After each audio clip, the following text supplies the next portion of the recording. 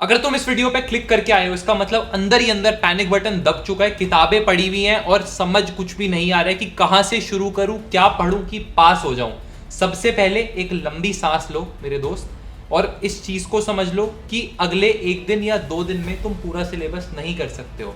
पर मजे की बात यह है कि तुम्हें पूरा सिलेबस करने की जरूरत भी नहीं है। मेरे खुद 97% मार्क्स आए थे यार सीबीएसई में। मेरा नाम यश करके 5 साल से बच्चों को गाइड कर रहा हूं और 80-20 परेटो प्रिंसिपल बोलते हैं, जिसका मतलब है कि पिछले सारे 10 साल के पेपर को आप एनालाइज करो तो 80% हमारे जो क्वेश्चंस हैं वो उन्हीं 20% टॉपिक से बार बार रिपीट होके जो पिछले 10 सालों में पूछे गए हैं उन्हीं टाइप के क्वेश्चंस को हमें प्रैक्टिस करना है इस एग्जाम में पास होने के लिए। क्लास 12 एग्जाम की परसेंटेज मैटर नहीं करती है, आपको फोकस करना है अपने कम्पिटिटिव एग्जाम सीयूईटी और जेई पे। तो उसकी तरफ फोकस लगाने के लिए इस वक्त जरूरी है कि पास होने जितना तो पढ़ाई कम से कम कर लो ताकि मिनिमम एलिजिबिलिटी मीट हो जाए। इस वीडियो में मैं तुम्हें chapter by chapter, topic by topic बता दूंगा कि अगले 2 दिन में क्या पढ़ाई करनी है, क्या नहीं पढ़ना है और पेपर में कैसे लिख के आना है।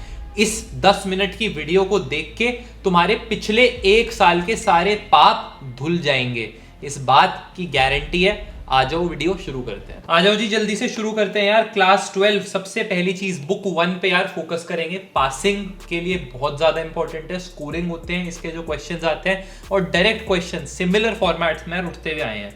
तो सबसे पहले यार मैट्रिसेस एंड डिटर्मिनेंट्स मेरे को लगता है कि आपका सबसे लो हैंगिंग फ्रूट होना चाहिए, जिसको हम पकड़ेंगे। x = a इनवर्स b वाले जो फॉर्मूला होते हैं इसको मास्टर कर लो। 5 से 6 नंबर का क्वेश्चन निकल के आता है। Learn adjoint and inverse perfectly. इसके अंदर मेरी यही एडवाइस रहेगी कि यार ये क्वेश्चन होता था जो हमारे स्कूल में टीचर जाते थे एक्चुअली सीबीएसई की चेकिंग के, और जो बिल्कुल ही मतलब खराब हालत होती थी, जिन बच्चों को बताते थे कि ये क्वेश्चन पक्का कर लो। 30 से 40 नंबर की यार मैं गारंटी दे रहा हूँ आपकी कि इस वाले सारी चीजें जो मैं बताऊंगा वीडियो में इसको देख लेते हो तो आ रहे होंगे। याद रख लो यार, पहले डिटर्मिनेंट ए निकालोगे, अगर वो 0 नहीं है तो आगे बढ़ोगे।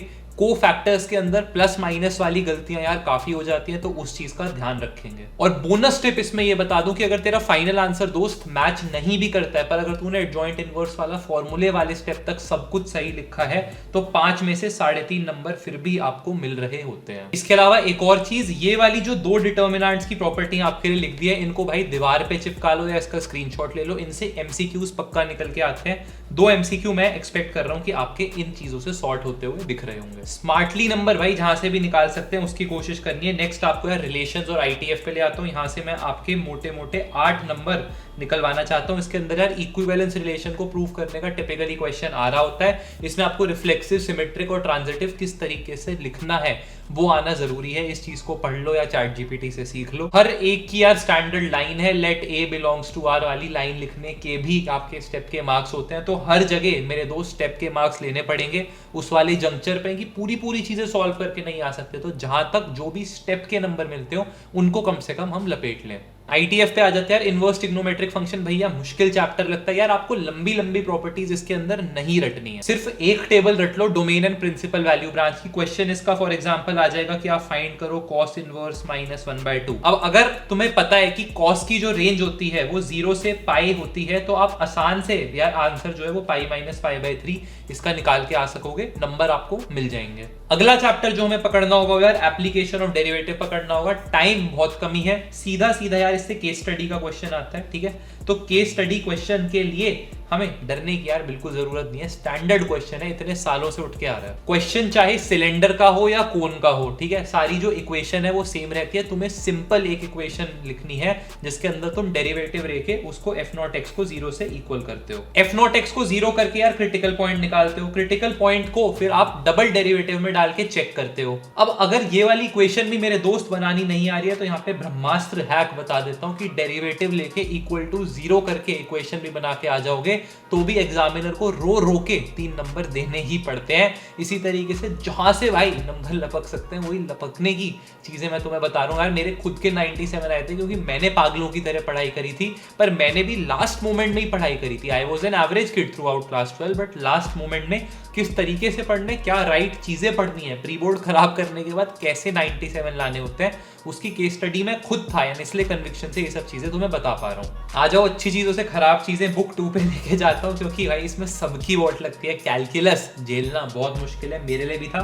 स्मार्ट वर्क करने की कोशिश है, स्ट्रैटेजी बताता हूँ, साइंटिफिकली इस चीज को डिजाइन किया है। अगर तू इस वीडियो को देख रहा हो, तेरी इंटीग्रेशन ऑलरेडी 0 पे बैठी है, तो RS Agarwal, RD Sharma, NCERT कुछ भी छूने की बेवकूफी मेरे दोस्त मत करियो। एट दिस पॉइंट नहीं हो पाएगा कवर। इंडेफिनेट इंटीग्रल्स भाई पूरा छोड़ दो मेरे हिसाब से, अगर नहीं आता बस एक ये वाली जो तुम्हारी प्रॉपर्टी है इसको याद कर लो, e⁻x वाली, ठीक है। इससे कुछ क्वेश्चन आ गया, MCQ निकल गया, 1-2 नंबर का फायदा हो जाएगा, जनरली हर साल आता हुआ दिख जाता है। इंडेफिनेट इंटीग्रल्स में ये आइलेट वाली प्रॉपर्टी हो गई। डेफिनेट इंटीग्रल में यार सिर्फ प्रॉपर्टी 4 जो किंग्स रूल होता है उसको याद करना है। कहो यार इनका स्क्रीनशॉट ले लो, इनको फोन में स्क्रॉल कर लेना, लास्ट मोमेंट जब एग्जाम देने जा रहे होंगे आंखों के सामने निकाल के रख लोगे, इन चीजों को लिख के आ जाओगे, कुछ ना कुछ नंबर एग्जामिनर दया खा के दे देगा। डेफिनेट इंटीग्रल का कोई भी क्वेश्चन आता है जिसमें π/2 तेरे पास लिमिट है, तो सीधा भाई ये वाली इक्वेशन लगाना, दोनों इक्वेशंस का सम लेना, 90% चांसेस होते हैं कि आंसर यहां से निकलता हुआ आ रहा होता है। डेफिनेट इंटीग्रल के नंबर तेरे को मिल जाएंगे। फाइनली जो चीज बुक 2 में पढ़नी है वो है डिफरेंशियल इक्वेशन आ जाती है। बहुत जरूरी है पढ़नी यार, अगर ये 30 नंबर की बढ़ोतरी हमें चाहिए।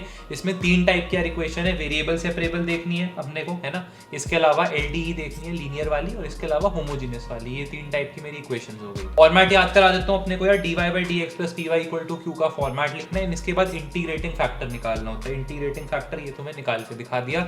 इतना तक अगर निकाल देते हो यार, इंटीग्रेटिंग फैक्टर निकालना सच्ची सबसे इजी काम होता है। यहां तक अगर अपने ने कर दिया तो 1 से 1.5 नंबर एग्जामिनर हमें दे देगा। पूरा क्वेश्चन सॉल्व करो ना करो यार, इंटीग्रेटिंग फैक्टर प्लीज जरूर निकाल के आना भाई। जहां से अगेन नंबर मिलते हैं कोई नहीं पूछेगा यार, eventually your result is awarded. तो इंटीग्रेटिंग फैक्टर निकाल के आना, ऑर्डर और डिग्री पढ़ लेना यार, उससे कोई ना कोई MCQ तुम्हारा अटकता हुआ दिख रहा होगा। आ जाओ जी, अगले 14 नंबर निकलवाते हैं जो यार आपके वेक्टर और 3D ज्योमेट्री से निकल रहे होंगे। भैया इतने मुश्किल चैप्टर कैसे होंगे, आ जाओ बताता हूँ। वेक्टर्स के अंदर सिर्फ क्रॉस प्रोडक्ट और डॉट प्रोडक्ट निकालना हम सीख रहे होंगे। इसके अलावा प्रोजेक्शन ऑफ अ वेक्टर के क्वेश्चन होते हैं, उनको ऊपर से देख लिया तो काम हो जाएगा। ChatGPT को ये 2-3 चीजें दे दो और उससे जल्दी सीख लो, उसी को प्रैक्टिस क्वेश्चंस भी कह दो, वो निकाल के तुम्हें दे देगा, उन्हें सीख लो। 3D ज्योमेट्री के अंदर भाई पत्थर की लकीर है ये वाला क्वेश्चन जो तुम्हारा होता है, shortest distance between 2 skew lines. इनके जितने क्वेश्चन 2-3-4 प्रैक्टिस कर लोगे, 15-20 मिनट लगते हैं सॉल्व करने में, बट फिर ये वाला क्वेश्चन और इसके जो मार्क्स तुम्हें मिलेंगे वो तुमसे कोई भी नहीं छीन सकता है। फॉर्मूला बड़ा सा है, देखने में डर लगता है, पर इवेंचुअली यार A1 A2 B1 B2 इन सब की वैल्यूज डालनी होती है। 3-4 बार लिख लोगे, कंठस्थ हो जाएगा। पेन चलाने की प्रैक्टिस करनी पड़ेगी 2 दिन में, तभी तेज यार मैथ्स के पेपर में तुम लिख सकते हो।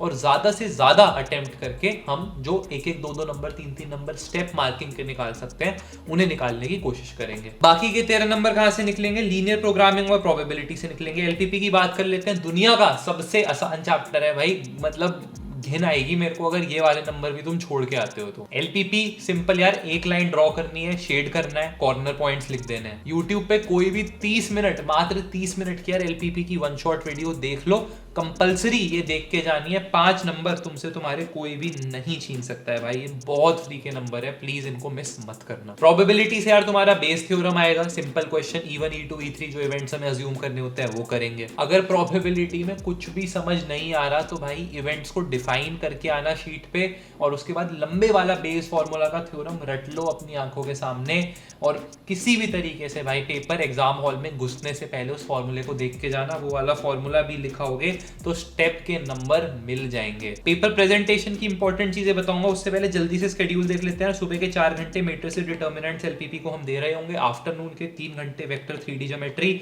फॉर्मूला को मेमोराइज करेंगे, शॉर्टेस्ट डिस्टेंस के क्वेश्चंस की प्रैक्टिस करेंगे, और रात के 3 घंटे प्रोबेबिलिटी, बेस थ्योरम और डिस्ट्रीब्यूशन टेबल्स को देंगे। डे 2 हमारा फाइनल पॉलिश रहेगा, इसके अंदर AOD, maximum minima, linear differential equation morning में कवर करने की कोशिश करेंगे। आफ्टरनून में ITF, रिलेशन डेफिनेशन स्क्रीनशॉट ले सकते हो, और नाइट में PYQ को स्कैन कर लेंगे ऊपर से, और दिमाग में सोच लेंगे कि ये क्वेश्चन कैसे कैसे सॉल्व हो रहा होगा।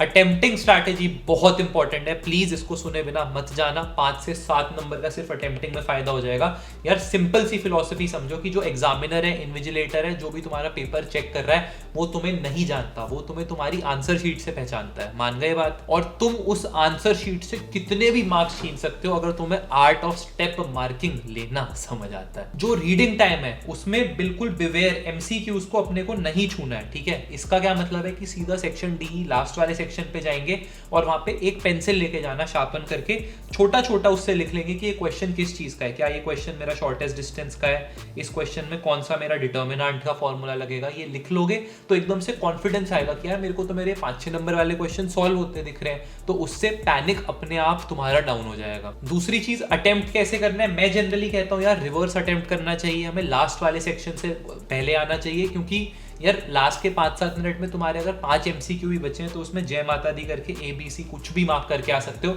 And still there is a probability कि वो सही हो जाए। पर अगर लास्ट में एकदम पैनिक हुआ, क्वेश्चन समझ नहीं आया, तो पूरे 5 नंबर जाते हुए दिखते हैं अगर शुरू से एंड में पेपर लेके जाओगे। और तीसरी टेक्निक जो भर भर के हमें हमारे स्कूल में सिखाई जाती थी यार, वो थी never leave a blank page. Integration नहीं आती, एग्जामिनर को नहीं पता, डिफरेंशिएशन नहीं आती, एग्जामिनर को ये भी नहीं पता, ब्लैंक पेज छोड़ के आओगे पक्का 0 मिलना है। इससे अच्छा एक गिवन का कॉलम बनाओ, गिवन में कुछ कुछ चीजें लिख दो, फिर टू फाइंड मांगा क्या है उसकी एक और लाइन बनाओ, नीचे बड़ा बड़ा लिखो और फिर उसके बारे में लिख दो। फॉर्मूला पता है तो मेरे दोस्त फॉर्मूला भी लिखा, आधे से 1 नंबर मिलता है यार। अगर 7-8 क्वेश्चन भी ऐसे हैं जिसमें तूने गिवन, टू फाइंड और फॉर्मूला लिख दिया क्योंकि तूने आंखों के सामने से निकाल रखा था जो चीजें मैंने बताई है, तो 4-5 नंबर का स्ट्रेट अवे फायदा है। एक और सिंपल सी टिप यार, LPP की जो भी चीजें लीनियर प्रोग्रामिंग की, वो तुम प्रॉपर ग्राफ स्केल वगैरह से बनाना एंड उसके अंदर जो भी आंसर्स हैं यार उसको ऐसे बक्से में डाल देना। टीचर्स को पता नहीं भाई अच्छा लगता है बक्से में अलग से दिख जाए, वरना हो सकता है कि सही भी किया ऊपर टीचर को दिखे ही नहीं गुचड़ मुचड़ में और वो आगे बढ़ जाए बिना नंबर दिए।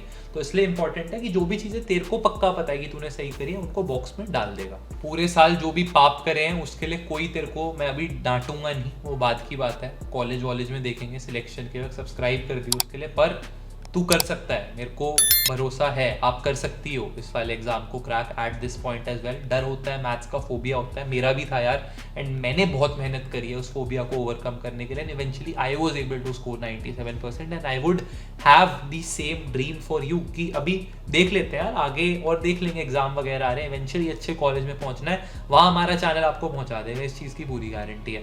तो अभी दिमाग नहीं लगाना, ये वाली PPT के स्क्रीनशॉट आपने ले लिए हैं, जो जो इंपॉर्टेंट है इन पे पढ़ने बैठ जाओ, फोन को एरोप्लेन मोड पे डालो, छोड़ दो मम्मी पापा से रिश्ता तोड़ दो 2 दिन के लिए, दोस्तों से तो बिल्कुल तोड़ दो, ब्रेकअप कर लो बंदी से, सब कुछ खत्म करके कंठस्थ पढ़ाई में लग जाना है। Good night, good evening, good morning जब भी आप इस वीडियो को देख रहे हो, एंड इट्स अ रैप।